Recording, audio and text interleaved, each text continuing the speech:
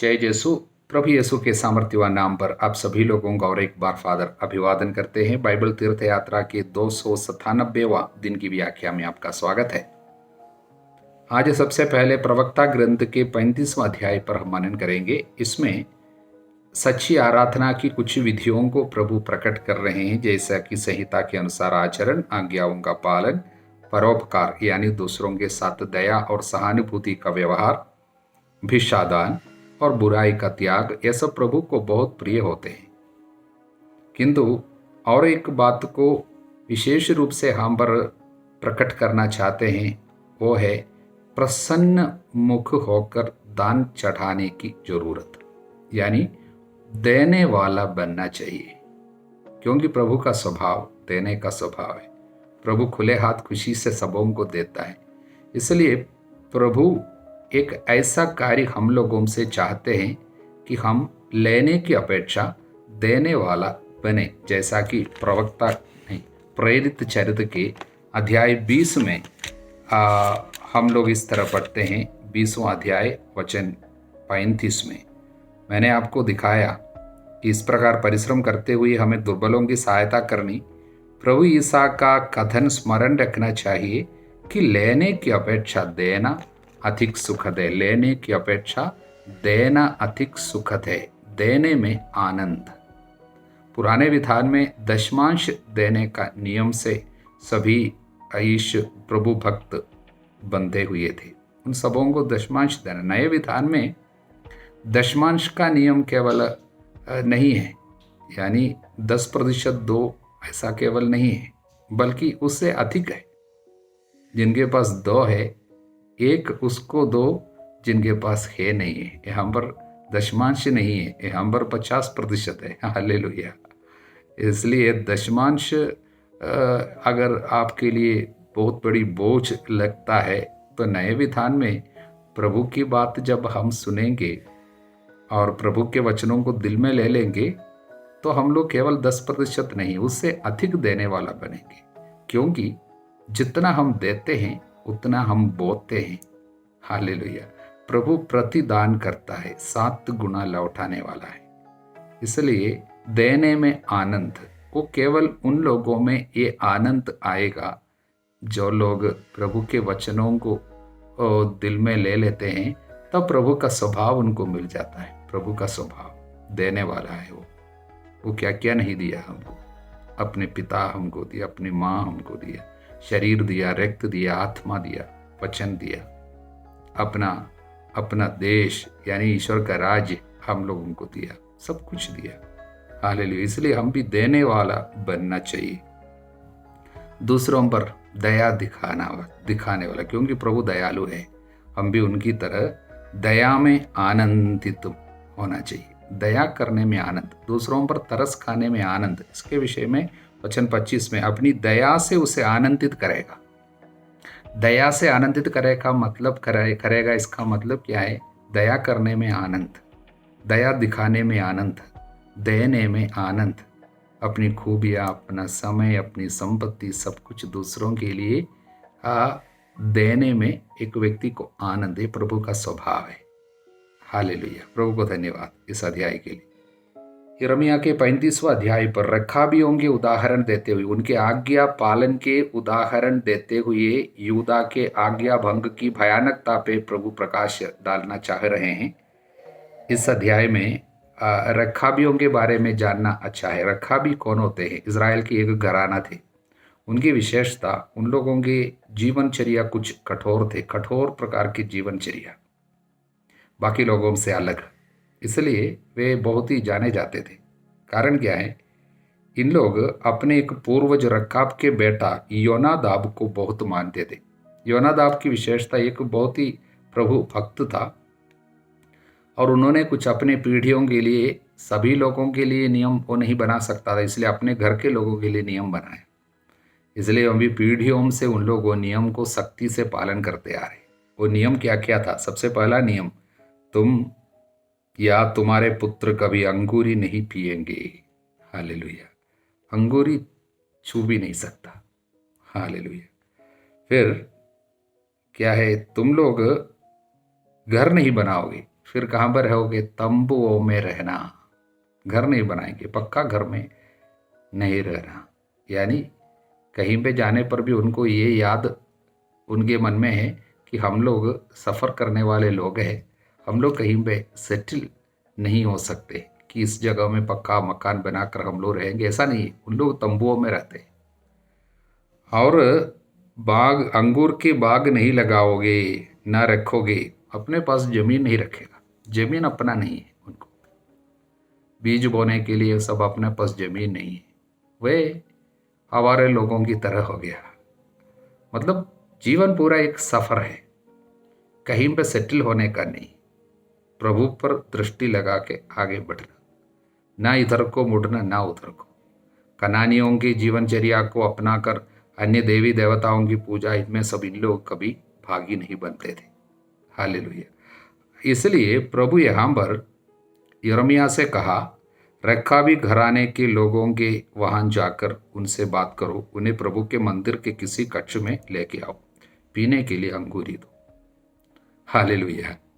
ऐसा ही किया उन लोगों को। यिर्मयाह ने जाकर उन लोगों को पीने के लिए कुछ अंगूरी सब दिया, लेकिन उन लोग सब बोले, हम अंगूरी नहीं पिएंगे, क्योंकि रेकाब के पुत्र हमारे पूर्वज योनादाब ने हमें ये आदेश दिया था, हम कभी पिएंगे नहीं। हम अपने पूर्वजों से मिले जो जो रास्ता है, दिखाए गए रास्ता है, उसी पर चलते हैं। हम लोग इस तरह के कार्य नहीं करेंगे। हालेलुया। पूरे जीवन में हम लोग किया नहीं है, अभी करेंगे भी नहीं। हम अपने पूरे जीवन में न तो हमने, हमारी पत्नी, हमारे पुत्रों या पुत्रियों ने कभी अंगूरी पी है, न रहने के लिए घर बनाया है। देखिए, तो ये बातें बताते हुए प्रभु यूदा को, इज़राइल को ये बताना चाहा, देखिए रेकाब के पुत्र योनादाब ने अपने वंशजों को अंगूरी न पीने का जो आदेश दिया था उसका पालन किया गया है। वे आज तक अंगूरी नहीं पीते, क्योंकि उन्होंने अपने पूर्वज के आदेश का पालन किया है। मैंने तुम्हें बार बार समझाया, लेकिन तुमने मेरी बातों पर ध्यान नहीं दिया। योनादाब जो मामूली इंसान केवल है, उनकी तरह उनकी बात इतनी सख्ती से वे पालन करेंगे, कर रहे हैं, और दारू नहीं पी रहे हैं, यानी अंगूरी नहीं पी रहे हैं।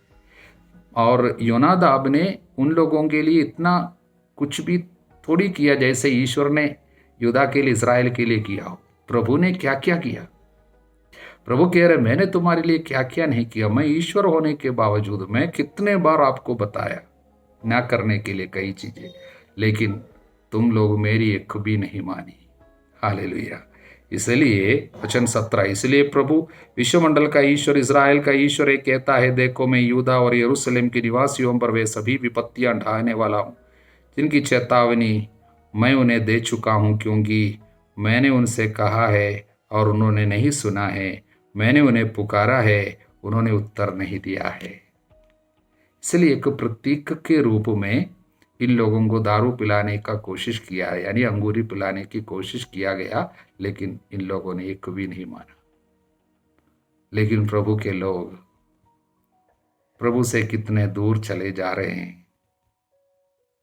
प्रभु इसलिए दुख के साथ उन पर दोष लगाते हुए आने वाली विपत्तियों का विवरण उनको सुना रहे हैं इस अध्याय में। हालेलुया। अध्याय 36 यिर्मयाह के ग्रंथ, इसको 3 भाग में हम लोग समझ सकते हैं कि घटना है, लेकिन 3 भाग में जल्दी समझ सकता है।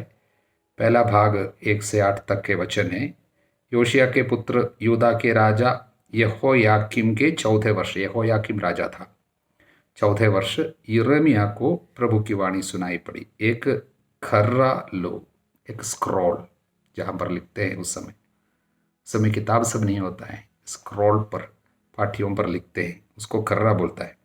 उस पर वे सब बातें लिखो जो मैंने इज़राइल और यूदा और अन्य सभी राष्ट्रों के विषय में उस दिन से जब मैं तुमसे बोला था, योशिया के समय से लेकर आज तक कही है। जब से मैंने तुमसे बोलना शुरू किया तब से अब तक की सारी बातों को लिख रखना। क्यों? हो सकता है कि यूदा का घराना उन सब विपत्तियों के विषय में सुने जो मैं उस पर ढाना चाहता हूँ। हर व्यक्ति अपने दुराचरण का त्याग करे और तब मैं उनके दुष्कर्म और पाप क्षमा कर दूं। कितने दयालु प्रभु है, इंतजार करके बैठा है, कैसे मैं इनको बचाऊंगा, क्या क्या मैं इनके लिए नहीं करूंगा, कैसे आने वाली विपत्तियों से इनको बचाऊंगा, सोच कर बैठता है। और प्रभु योजना बना रहे, एक के बाद एक के बाद एक। बार बार चेतावनी क्यों दे रहे? मारने के लिए, नष्ट करने के लिए नहीं, बल्कि बचाने के लिए। प्रभु बचाने वाला है। इसलिए यहां पर इनसे कह रहे हैं कि सब कुछ लिखो और एक साथ पढ़कर सुनने में शायद उन लोग पछतावा करेगा। तब मैं इनके ऊपर होने वाली विपत्तियों से उनको मैं बचा सकता हूं, पाप क्षमा दे सकता हूं। प्रभु का हृदय, हालेलुया।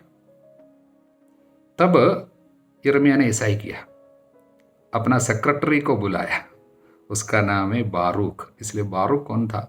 यिर्मयाह के लिए लिखने वाला था। यिर्मयाह बोलता था और बारूक लिखता था। ऐसा किया, हालेलुया। दूसरे भाग जो है 9 से 19 तक के वचनों में हम लोग पढ़ते हैं, राज्य के अधिकारी लोग, राजा नहीं बाकी नेता लोग, अधिकारी लोग सब, इसमें इन्होंने जो कुछ लिखा, खर्रा पर जो कुछ भी आलेखित किया, अब तक शुरू से अब तक उनको जो भी भविष्यवाणियां उन्होंने प्रभु किया, प्रभु के नाम पे किया, प्रभु ने उनके मुंह से जो कुछ भी बोला वो सब कुछ लिख रखा। उसको वे पढ़कर सुना। अधिकारी लोग, वो लोग सब डर गए, लेकिन पछतावा नहीं किया। डरने के बाद उन लोगों ने क्या बोला? और उन लोग बोला, राज्याधिकारियों ने बारूक से कहा, तुम और यिर्मयाह जाकर कहीं छिप जाओ, जिसे कोई ये न जान पाए कि तुम कहाँ हो। हमको तुम्हारे जान के बारे में चिंता हो रही है, तुम जाकर छुप जाओ। पश्चाताप नहीं कर रहे हैं, पाप स्वीकार नहीं कर रहे, प्रभु के पास लौट के नहीं आ रहे, बल्कि यिर्मयाह से कहते हैं और बारूक से कहते हैं, तुम लोग कहीं जाकर छिप जाओ, नहीं तो कोई तुमको मारेगा। विशेषकर राजा को पता चलेगा ये बात है, क्योंकि क्या क्या भविष्यवाणी की है। देश पूरा खत्म हो जाएगा, मंदिर ढा दिया जाएगा, ये सारी बातें पढ़कर राजा तुमको छोड़ेगा नहीं, इसलिए तुम कहीं जाकर छिप जाओ। हालेलुया। तीसरे भाग में हम लोग पढ़ते हैं 20 से लेकर वचनों में। राजा कौन है? राजा हम लोग देखा यहाँ पर यहोयाकीम, जोसिया का पुत्र था। तो यहोयाकीम को ये सुनने को मिला कि वहाँ पर कोई नबी है और नबी ने इस तरह की पूरा एक किताब लिखा हुआ है, और उसको लाया गया, उनके सामने पूरा पढ़ा। जैसे पढ़ता जा रहा था तो राजा ने क्या किया, जितना जितना पढ़ चुका है उतना वो अब चाकू से काटता था और आग में डालता था।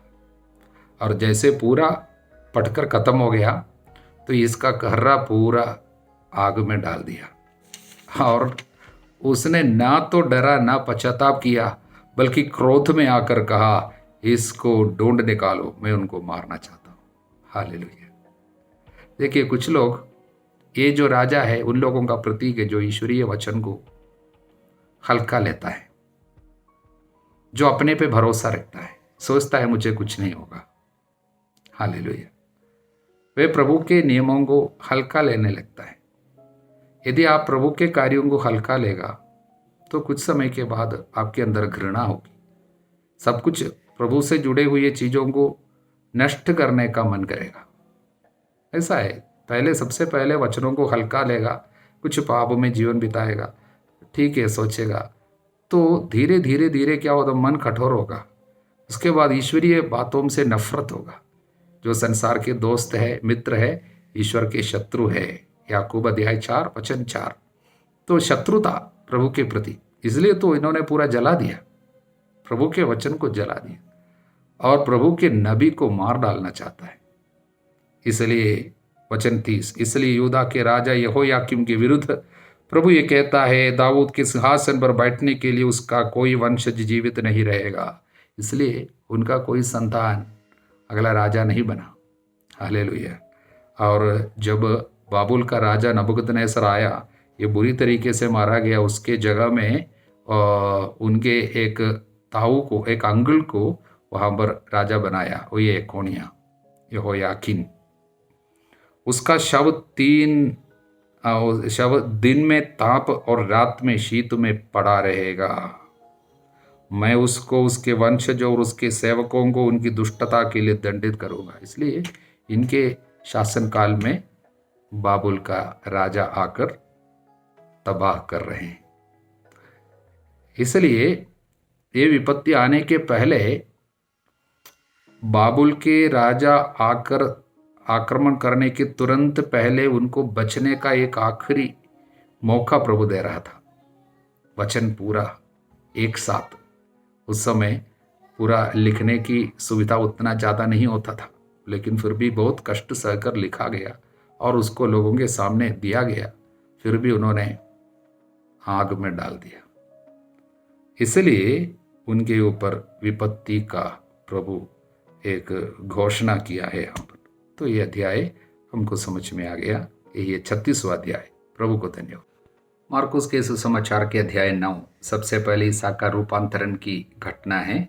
हम उसमें नहीं जा रहे हैं। और उस पहाड़ से निकलकर नीचे आते समय वचन 13, मैं तुमसे कहता हूँ एलियस आ चुका है और उसके विषय में जैसे लिखा है उन्होंने उसके साथ वैसा ही मनमाना व्यवहार किया है। तो एलियस को और मूसा को उन्होंने पहाड़ पर यीशु के साथ देखा था, इसलिए एलियस की चर्चा हो रही है। नीचे आते समय प्रभु ने कहा एलियस आ चुका है। वास्तव में वो योहन बपतिस्ता के बारे में कह रहा था, लेकिन कभी ये नहीं सोचना योहन बपतिस्ता में एलियस जो है पुनर्जीवित होकर आया था, पुनर्जीवित होकर एलियस आया और योहन बपतिस्ता के रूप में रहा, ऐसा नहीं है। वास्तव में प्रभु ये कहना चाहता है कि उनकी सेवा, योहन बपतिस्ता की सेवा और एलियस की सेवा एक ही थी। हालेलुया। वास्तव में दोनों में एक ही आत्मा कार्य कर रहे हैं।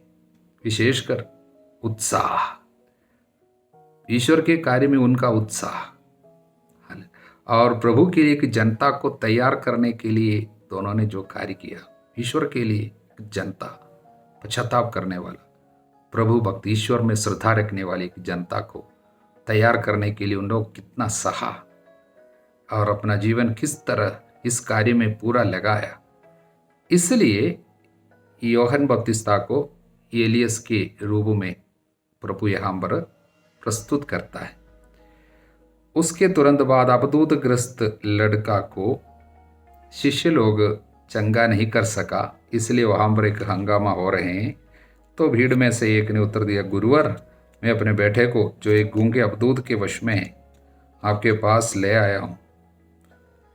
वह जहाँ कहीं उसे लगता है उसे वही पटक देता है। वो लड़का फेन उगलता है, दांत पीसता है, उसके अंग अकड़ जाते हैं।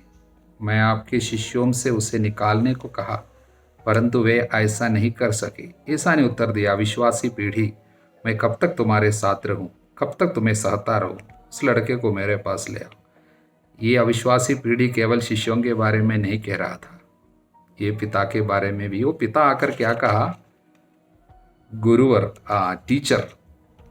यीशु को प्रभु के रूप में कभी स्वीकार नहीं किया। एक ही टीचर, एक गुरु है जो चंगाई सब दे सकता है, उतना केवल विश्वास किया। और समस्त यहूदी प्रजा की, यहूदी जनता के अविश्वास की बात प्रभु यहाँ पर कह रहे हैं। केवल शिष्यों को कोस नहीं रहे हैं, लेकिन सारे लोगों के अविश्वास के कारण।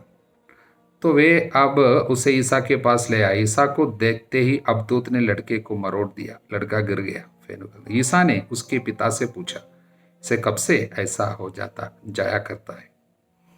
तो बचपन से ही, कुछ लोगों में बचपन से ही दुष्ट आत्मा का कार्य होता है। उसका कारण दुष्ट आत्मा को कार्य करने का एक रास्ता खुल गया होगा। माता पिता के पाप के कारण भी दुष्ट आत्मा एक परिवार में प्रवेश कर सकता है, बच्चों में प्रवेश कर सकता है। हालेलुया। और उसने अबदूत ने इसका विनाश करने के लिए इसे बार बार आग अथवा पानी में डाल दिया है। कई ईश शास्त्रियाँ बताते हैं कि दुष्ट आत्मा का एक कार्य है, इसकी आध्यात्मिक अर्थ है, दुष्ट आत्मा आग और पानी में डाल देता है, यानी दुनिया के सुख सुविधाओं में, पाप की बातों में डाल देता है, कुछ गलत आदतों में डाल देता है, जिसके चलते आपको नुकसान होगा। आग में गिरना नुकसान, इसी तरह पीने की आदत, नशेबाजी में डाल देता है। दुष्ट आत्मा का काम है, इसमें डाल देता है और शरीर को अकड़ कर देता है। यानी जो चीज हम अपनी इच्छा के अनुसार चला नहीं सकता, आदतन पापों में गिरा देता है। ये दुष्ट आत्मा का काम है। तो यदि आप कुछ कर सके तो हम पर तरस खाकर हमारी सहायता कीजिए। आप कुछ कर सके, हालेलुया। ये अविश्वास के कारण ही शिष्य लोग उनको कुछ कर नहीं सक रहा था। पिता का अविश्वास है यहाँ पर। पिछले दिन हमने देखा, एक माँ विश्वास के एक शब्द बोली तो बेटी चंगी हो गई। तुम्हारा ऐसा कहने के कारण अब दो तुम्हारी बेटी से चली गई, प्रभु ने कहा था।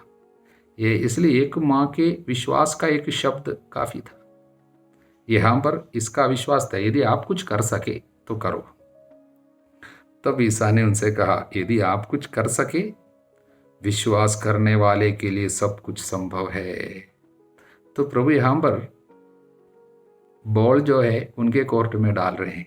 चंगाई तुम्हारे ऊपर निर्भर है। विश्वास करने वालों के लिए सब कुछ संभव है। तुम विश्वास करने से तुम्हारे लिए संभव है। हालेलुया। तो उसने क्या कहा, उस लड़के के पिता ने पुकार कर कहा, मैं विश्वास करता हूं, मेरे अल्प विश्वास की कमी पूरी कीजिए। ये प्रभु चाहता है। मैं विश्वास करता हूं, लेकिन विश्वास की कमी मुझ में है। अल्प विश्वास है, वो ये कमी है, उसको पूरा कीजिए। प्रभु से सुंदर प्रार्थना किया। ईसा ने देखा कि भीड़ बढ़ती जा रही है, इसलिए उन्होंने अशुद्ध आत्मा को एक कहते हुए डांटा, बहरे गूंगे आत्मा। प्रभु जानता था कि बहरे गूंगे आत्मा है। बहरे आत्मा का मतलब प्रभु का वचन सुनना नहीं चाहता। कुछ लोगों में बहरे आत्मा, दुष्ट आत्मा घुसेगा तो वचन सुन नहीं सकता, सुनने से समझ में नहीं आएगा। और गूंगे आत्मा, प्रभु का कोई भी कार्य बोल नहीं सकता। मैं तुझे आदेश देता हूं, इससे निकल जा, इसमें फिर कभी नहीं घुसना। क्योंकि प्रभु जानता था इस तरह आदेश नहीं देने से वो थोड़ी समय में फिर से वापस आएंगे, क्योंकि अविश्वास अभी भी परिवार में है, इसलिए वो दुष्ट आत्मा वापस आएंगे। इसलिए प्रभु ने इस तरह उनको आदेश दिया, वापस कभी नहीं घुसना। अबदूद चिल्लाकर लड़के को मरोड़ कर उससे निकल गया। लड़का मुर्दा सा पड़ा रहा। प्रभु ये उनको इतना अनुमति दिया ये बच्चे को इस तरह गिरा देने को, क्योंकि संदेश देना चाहते दुष्ट आत्मा क्या कर सकता है। अगर प्रभु का हाथ हम पर नहीं होता, मार सकता। यह आदमी मुर्दे की तरह पड़ा हुआ है बैठा। एक दुष्ट आत्मा एक व्यक्ति के साथ ये सब कर सकता है। लड़का मुर्दा सा पड़ा रहा, इसलिए बहुत से लोग कहते थे ये मर गया, परंतु ईसा ने उसका हाथ पकड़ा। प्रभु का स्पर्श, उसे उठाया, वो खड़ा हो गया। हालेलुया। तब ईसा घर पहुंचे तो इन लोग पूछे, शिष्य लोग पूछे, हम लोग क्यों इसको निकाल नहीं सके। उन्होंने उत्तर दिया, प्रार्थना और उपवास के सिवा और किसी उपाय से ये जाति नहीं निकाली जा सकती। विश्वास बढ़ना हो तो प्रार्थना एवं उपवास की जरूरत है। दुष्ट आत्मा से लड़ना हो, प्रार्थना एवं उपवास की जरूरत है। हालेलुया। दूसरों की मदद करना हो, प्रार्थना एवं उपवास की जरूरत है। चंगाई देखना चाहते हो, प्रार्थना एवं उपवास की जरूरत है। उसके सिवा ये जाति निकाली नहीं जा सकती। विशेषकर आदतन पापों में पड़े हुए किसी व्यक्ति, उसके अंदर दुष्ट आत्मा कार्य कर रहे हैं, उनको छुड़ाना हो, आपके उपवास की जरूरत है। हमारा उपवास दूसरे व्यक्ति को छुटकारा देने में समर्थ है। इसलिए उपवास काल में उपवास की जरूरत प्रभु हमको प्रकट कर रहे हैं। आगे हम दुख भोग और पुनरुत्थान की द्वितीय भविष्यवाणी, फिर स्वर्ग राज्य में बड़ा कौन। कभी भी शिष्य लोग, भले ही प्रभु धीरे धीरे उनको समझा रहे हैं दुख भोग की बातें, लेकिन वे लोगों का ध्यान इस दुनिया में सीमित रहा। इसलिए उन लोग वाद विवाद कर रहे थे, हम लोग कौन बड़ा होगा, कौन छोटा है, कौन बड़ा है। तब प्रभु ने एक बालक को शिष्यों के बीच खड़ा किया, जो मेरे नाम पर इस बालक में किसी एक का भी स्वागत करता है वो मेरा स्वागत करता है। जो मेरा स्वागत करता है वो मेरा नहीं बल्कि उसका स्वागत करता है जिसने मुझे भेजा है। बालक का स्वागत करना, बालक में जो भी गुण है उसका स्वागत करना, विनम्रता को स्वीकार करना। हालेलुया। और बालक में जो भी गुण प्रभु रखा हुआ है उन सारे गुण को स्वीकार करना, उसमें प्रभु ही है।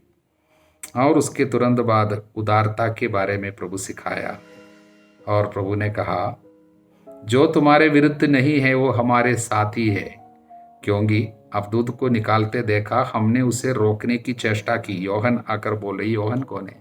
योहन और याकूब और योहन सबदी के पुत्र है। उनको प्रभु ने बोअनेर्गस नाम रखा था, यानी children of sons of thunder, गर्जन का पुत्र। वास्तव में इन लोग ऐसे ही थे, गरजते थे। देखिए, देखा योहन आकर क्या बोला, हमने किसी को आपका नाम लेकर अवधूतों को निकालते देखा, हमने उसे रोकने के लिए कोशिश किया। हालेलुया। लोग गुस्सालू लोग थे। एक बार समारिया से होकर जाते समय उन लोगों ने स्वागत नहीं किया बोल के आग स्वर्ग से हम लोग इनके ऊपर गिरा कर नष्ट करेंगे पूछा था इन लोग, बोअनेर्गस।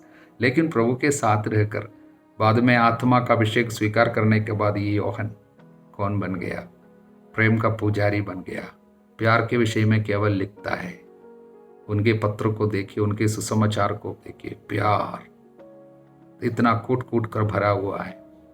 उनके विषय में परंपरा यही है कि उनके विषय में ये बताते हैं कि जब मर रहा था अंत में, बुढ़ापे में केवल योहन मरा, बाकी लोग सब उसके पहले शहीद हो गए। योहन बुढ़ापे में मरा, वो अंत में प्यार प्यार केवल बोलता था, प्रेम के विषय में केवल बोलता था। तो प्रभु ने बोला उसे मत रखो, क्योंकि कोई ऐसा नहीं है जो मेरा नाम लेकर चमत्कार दिखाए बाद में मेरी निंदा करे। हालेलुया। इसलिए जो हमारे विरुद्ध नहीं है वो हमारे साथी है। उदारता, दूसरों पर दोष नहीं लगाना। प्रभु के नाम पर कोई कुछ कर रहे हैं, करने दो, दोष नहीं लगाना। लेकिन वृक्ष को फल से पहचानने के बारे में प्रभु सिखाया भी है। फल है उसमें, चंगाई तो प्रकट होते हैं, लेकिन शायद उसमें फल, आत्मा का फल सब दिखाई देता है, उसके विषय में प्रभु सिखाया था। और उसके बाद बुरा उदाहरण के बारे में प्रभु कहते हैं, जो इन विश्वास करने वाले नन्हों में किसी एक के लिए भी पाप का कारण बनता है, उसके लिए अच्छा ही होता उसके गले में चक्की का पाट बांधा जाता, समुद्र में फेंक दिया जाता। दूसरों के लिए पाप का कारण बनना बहुत ही खतरनाक चीज है। यदि तुम्हारा हाथ तुम्हारे लिए पाप का कारण बनता है, उसे काट डालो। हालेलुया। आंग पाप का कारण बनता है, उसे निकाल दो। इसका मतलब कोई चीज, कोई भी व्यक्ति, कोई भी रिश्ता, कोई भी चीज तुम्हारे लिए पाप का कारण बनता है, तो वो उसको अलग करना, उसको काटना इतना दर्दनाक हो सकता है, मानो अपना हाथ काट रहा हो, मानो अपने आंग निकाल, इतना दर्दनाक हो सकता है। फिर भी उसको करना होगा। पहले भी हम इसके विषय में बता चुके हैं, फिर भी हम इसको इसलिए यहाँ पर दोहरा रहे हैं क्योंकि प्रभु पवित्र जीवन को कितना महत्व देता है, पवित्रता को कितना महत्व देता है। उसके लिए मेहनत करना होगा। पवित्रता आसानी से मिलने वाली, दुकान में खरीदने को मिलने वाली चीजें नहीं है। उसके लिए हमको दर्द सहना पड़ेगा, कुछ चीजों को काटना होगा, कुछ लोगों को अलग करना होगा, पाप की ओर ले जाने वाले जगह को और रिश्तों को सब छोड़ने के लिए हमको दर्द सहना पड़ेगा, मानो अपना हाथ काट रहा हो या आंख निकाल रहे हो, इतना दर्द। इसलिए तो वचन कहता है पवित्रता की साधना किया करो। साधना मतलब मेहनत है। You have to put an effort. Hallelujah. इसके बिना कोई ईश्वर का दर्शन नहीं कर सकेगा। हालेलुया।